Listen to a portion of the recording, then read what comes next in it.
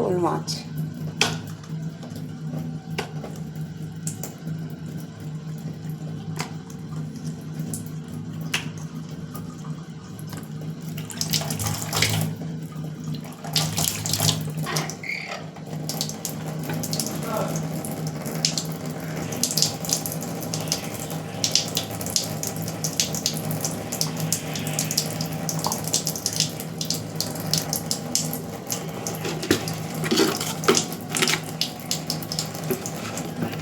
হলুদ দিয়ে দিয়েছি, এবার দিচ্ছি নুন।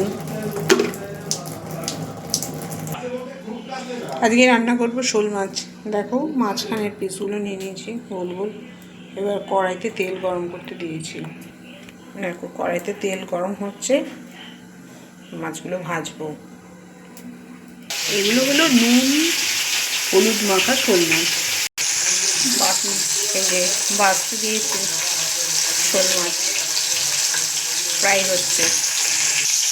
মাছগুলো একটা পিস উল্টে দিয়েছি। এটা মূলো দিয়ে তৈরি হবে শোল মাছের ঝোল।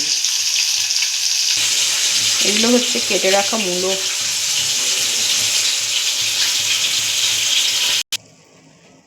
শোল মাছ ভাজা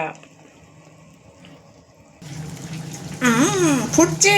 শোল মাছের ঝোল আলু মূলো দিয়ে তৈরি। আলু মূলো ভেজে ঝোল বানানো হয়েছে।